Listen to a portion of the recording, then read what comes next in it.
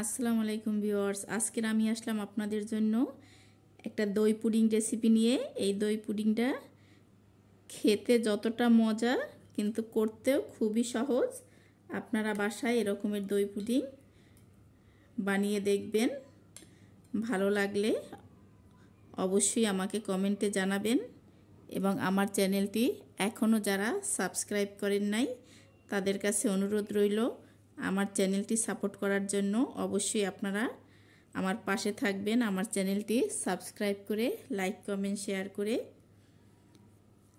আর Facebook page থেকে যারা দেখছেন তারা লাইক কমেন্ট শেয়ার করে আমার পেজটি ফলো করে দিবেন। এখানে আমি একটা বাটি নিয়ে নিয়েছি আর এখানে আমি মিষ্টি দই নিয়ে নিয়েছি। মিষ্টি দইটা আমি আগেই পানি ঝরিয়ে রেখেছি। এখন এটা একটা হ্যান্ড উইচ দিয়ে আমি এখানে 1.5 কাপ পরিমাণ আছে, ভালো করে আমি একটু ফেটিয়ে নিচ্ছি।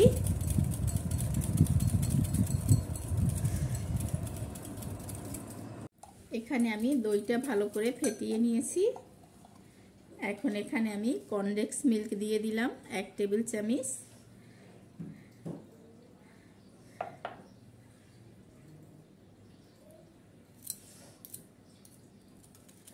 ভালো করে মিক্স করে নিচ্ছি। এখানে আমি মিষ্টি দইটা ব্যবহার করেছি, চিনির পরিমাণটা কম লাগবে। আর এখানে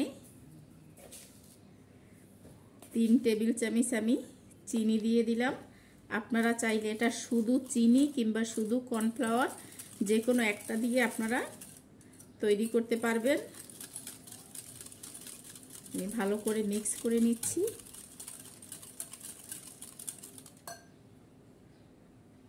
এখন এখানে আমি 3টি ডিম দিয়ে দিলাম।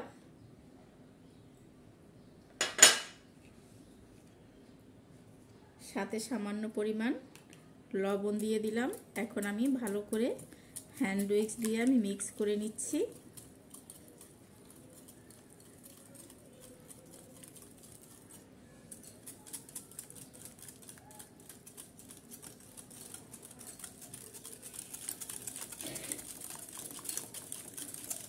ভালো করে মিক্স করতে হবে যাতে ডিমের কোনো আস্ত অংশ না থাকে। ভালো করে ফেটিয়ে নিতে হবে।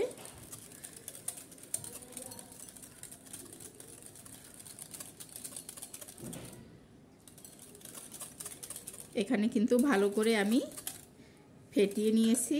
এখন এখানে আমি 1 মগ দুধ দিয়ে দিলাম। দুধটাও ভালো করে আমি এর সাথে মিক্স করে নিচ্ছি।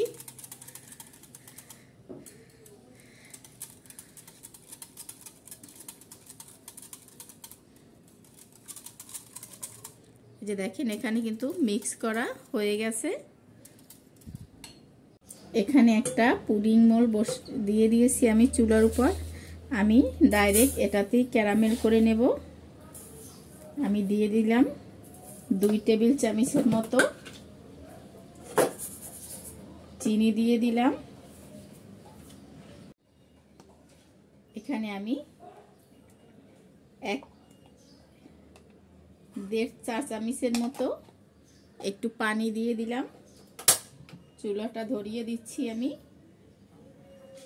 লো আছে ক্যারামেলটা করে নিতে হবে।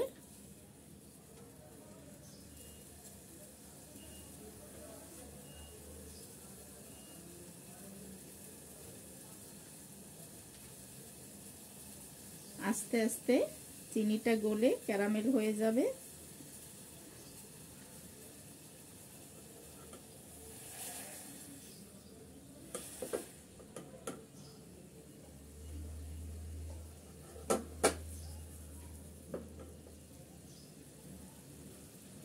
এই যে দেখেন এখানে কিন্তু সম্পূর্ণ চিনিটা গলে ক্যারামেল হয়ে গেছে।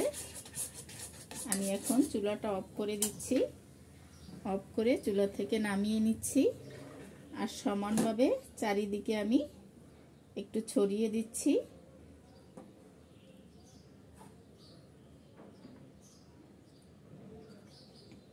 এটা জমাট হওয়া পর্যন্ত আমি অপেক্ষা করছি। এখানে দেখেন আমার ক্যারামেলটা জমাট হয়ে গেছে। এখন আমি যে পুডিংয়ের মিশ্রণটা রেখেছি আমি এটা সম্পূর্ণ ঢেলে দেব।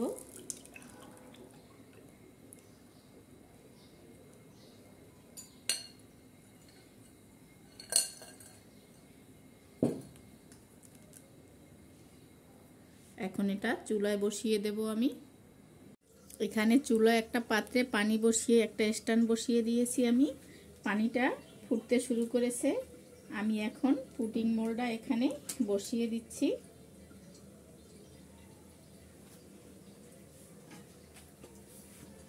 এরকম একটা ঢাকনা দিয়ে আমি ঢেকে দিচ্ছি। এখন উপর থেকে একটা ঢাকনা দিয়ে ঢেকে দিলাম।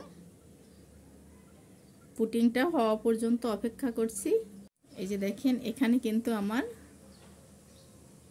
পুডিংটা হয়ে গেছে। আর দই পুডিংটা ফুলে এতটা হয়ে গেছে, ঢাকনার সাথে লেগে এখান থেকে একটু ভেঙে গেছে, এতটাই ফুলে গেছে। এখন আমি এই দই পুডিংটা নামিয়ে ঠান্ডা করে তারপর নর্মাল ফ্রিজে 1 ঘন্টা রেখে তারপর আমি আপনাদের দেখাচ্ছি। আমি চুলাটা অফ করে দিচ্ছি আর নামিয়ে নিচ্ছি। এই যে দেখেন আমার পুডিংটা আমি ঠান্ডা করে তারপর ফ্রিজে রেখেছিলাম 1 ঘন্টা। 1 ঘন্টা পর নামিয়ে নিয়েছি। এখন আমি মোল্ড আউট করে নেব। পাশ থেকে একটু ছুরি দিয়ে আমি ছাড়িয়ে নিচ্ছি।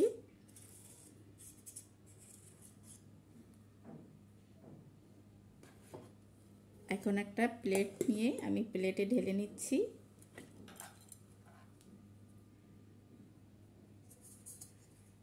এই যে দেখেন কত সুন্দর হয়েছে আমার দই পুডিং। এটা কিন্তু খেতে অসাধারণ লাগে আর সহজভাবেই তৈরি করা যায়। আপনারাও বাসায় এরকমের দই পুডিং বানিয়ে দেখবেন।